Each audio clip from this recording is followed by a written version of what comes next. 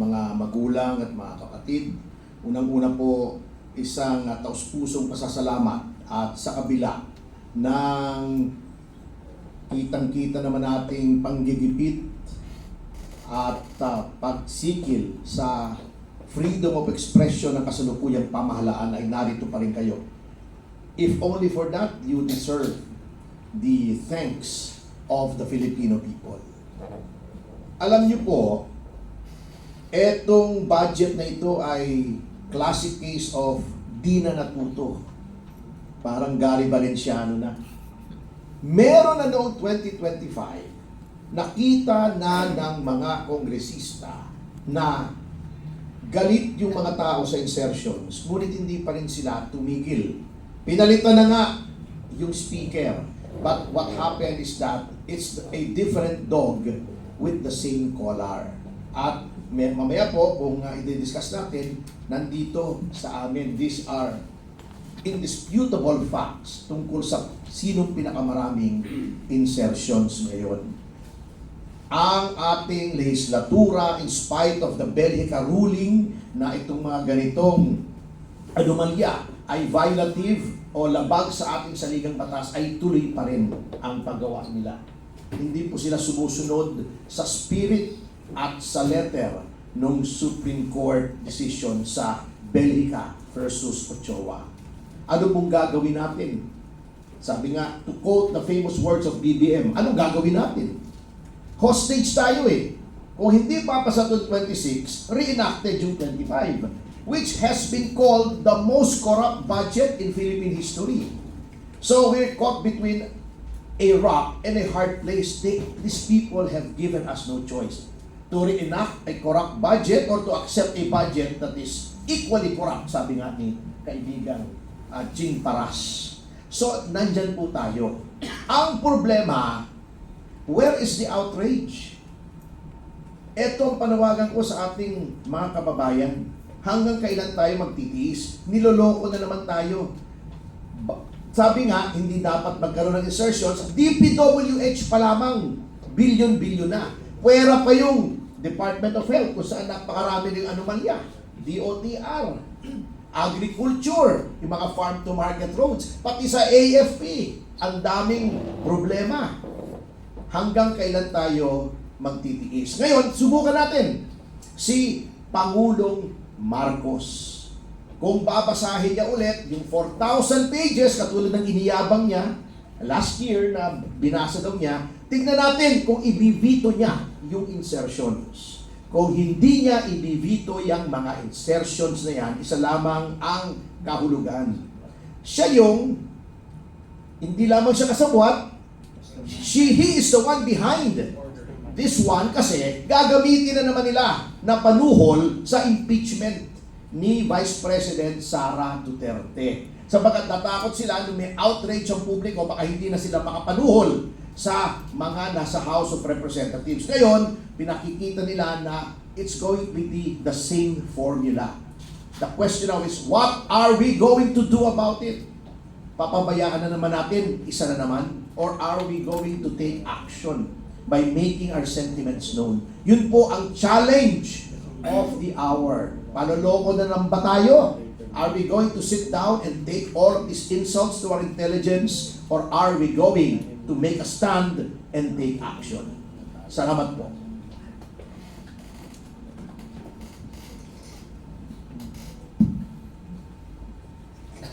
Good morning po. Para makita ng ating mga kababayan kung ano yung pinag-uusapang BICAM ngayon, bigyan ko kayo ng isang halimbawa. Noong isang taon, ang inyong Duterte Youth Party List, siya lang ang kaisa-isang nagtanggol kay Pangulong Rodrigo Duterte sa Quadcom sa Kongreso. Meron kayong 300 na kongresista sa Pilipinas. At si Pangulong Duterte ay kinwestiyon ng 14 na oras sa Quadcom. Isa lang doon, pinagtanggol si Pangulong Rodrigo Duterte last November. At after nun, nung pagdating ng Disyembre, tinext kami ng DBM, tinanggalan po kayo ng 2025 budget through BICAM. Pasensya na po. Ganun kahalaga yung BICAM na nangyayari ngayon. kung ang budget ng Pilipinas ay pinag-uusapan araw-araw sa loob ng kalahating taon, pagpunta sa BICAM, pwede kang biglang dagdagan o tanggalan ang budget. Yun ang hindi alam ng mga Pilipino. Isipin ninyo, di ba?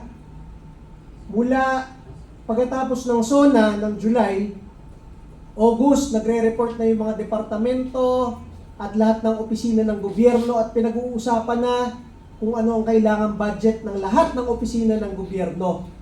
Pero pagdating ng 2 linggo ng BICAM, pwede nilang biglang tanggalin bigla ang budget ninyo. Kaya napaka-importante ng ginagawa ng mga Pilipino ngayon na binabantayan yung BICAM. So kung ang Duterte Youth Party List na ibinoto ng halos 2.5 million na Pilipino, pinakamalaking boto ng mga OFWs buong mundo, pinakamalaking boto ng mga pulis at sundalo at tropa ng gobyerno, ay kayang tanggalan ng budget ng gobyerno ng Pilipinas. Paano naman yung mga todo sipsip sa administrasyon at pinagtatanggol ang mga kabaloktotan ng gobyerno? Siyempre, ma-assume ninyo, kung tayo na nagsasalita ng matapang ay tinatanggalan ng budget, yung mga sumisipsip naman ay dinadagdagan ng budget, hindi lang milyon, kung hindi bilyon. Kaya dapat panoorin ninyo ang nangyayaring labanan ngayon sa BICAM. Dahil ang nangyayari dyan, yung Senado, tinatangka niyang pahintuin yung mga nangyayaring insertion. Kaya lang, yung ibang kongresista, binubulungan yung senador. Boss, dagdagan namin kayo ng bilyon, pumayag lang kayo. Kaya dapat bantayan ninyo. And masabi ko pa sa inyo, maliban dyan, tinanggalan na tayo ng budget ng 2025. Pagkatapos nating manalo, nang hindi man lang tayo bumibili kahit isang boto, kahit wala tayong coordinator sa buong mundo, tayo ang ibinoto ng mga OFW sa iba't ibang bansa, kahit saan ka pumunta, nanalo tayo ng 3 pwesto sa Kongreso, tayo lang ang kaisa-isang opisina sa Kongreso, na nagbabalik ng death penalty para sa mga plunderer at ghost projects, tayo pa ang hindi pinaupo sa Kongreso. Kaya magagalit ka ng todo eh. Nanalo na nga tayo dahil nagagalit ang milyong-milyong Pilipino. Yung demokrasyang iyon tinanggal pa sa atin. Dati pera lang ang ninanakaw, ngayon pati boto. Kaya masabi ko sa inyo, ngayong mga panahon na ito, parang pati Pasko ninanakaw sa mga Pilipino. Sino ang magsasabi na 500 pesos sapat na sa Noche Buena ng isang pamilyang Pilipino? Bumili ka ng lechong manok, 300 to 400 pesos. Bumili ka ng konting pangkanin, tapos na yung 500 pesos, yun na yun. Kahit anong explanation sa atin, alam ng milyong-milyong Pilipino na hindi sapat yan. Maliban dyan sa ipinipilit na 500 pesos lang ay kasya na sa isang magandang Noche Buena, ang ibinabayad nating tax na napakarami. Lahat tayo nagtatrabaho, bago mo makuha ang sweldo, may income tax ka. Pagpunta mo sa 7-Eleven o sa tindahan, may value added tax pa. Pag wala kang trabaho, kailangan mo ibenta ang ari-arian ninyo, may capital gains tax pa. Pag hindi nyo ibebenta, magbabayad pa rin kayo ng amilyar, real estate tax pa. Pag hindi ka na nakatrabaho, wala ka nang ibebenta, ilalagay mo na lang sa bangko, pati yung pera ngayon sa bangko, may tax pa.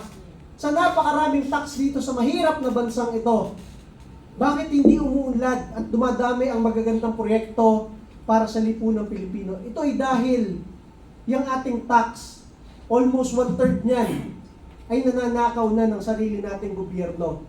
Kaya kahit yung mga foreign assistance, hindi na nagbibigay ang mga iba't ibang bansa. Ang foreign direct investment, mga gusto mag-invest dito ng negosyante, ayaw na rin. Yan ang nangyayari sa ating bansa. Ang piso bumagsak, ang PSE Stock Exchange bumagsak. At sinasabi sa atin araw-araw, napakaganda ng bansang Pilipinas. Nag-resign na ang speaker, nag-resign na ang Senate President, nag-resign na ang APRO Chair, nag-resign na ang Executive Secretary, nag-resign na ang BBM. Ang sinasabi, napakadaming reforma sa pangunguna ng Pangulong Bongbong Marcos. It is under his watch, kaya nangyari lahat yan. Kahit napakalaki ng kanyang confidential fund, to investigate lahat ng anomalya sa gobyerno, hindi niya alam kung ano nangyayari sa ating bansa. Kaya ang masabi ko lang po sa inyo, bantayan natin ng todo at nagpapasalamat tayo sa inyo, mga kasama natin sa social media at sa media, dahil kung wala kayo, mag-iiyakan na lang ang milyong-milyong Pilipino sa hirap na dinadanas ng bansang ito. At mamaya idagdag ko pa yung isang nagpapakilalang aide ni Vice President Sara Duterte, isang abnormal na tao. Ano pangalan, boss? Madriaga. Ramil Madriaga, na hindi man lang kilala ng mga taga-PSG. Siya daw ang nagtayo ng VP PSG. Hindi rin kilala ng mga Duterte sa Davao. Nagpapakilala siya ang most trusted man sa Davao. Hindi ba naman talaga baliw? Mamaya po, i-discuss ko po sa inyo. Maraming salamat po.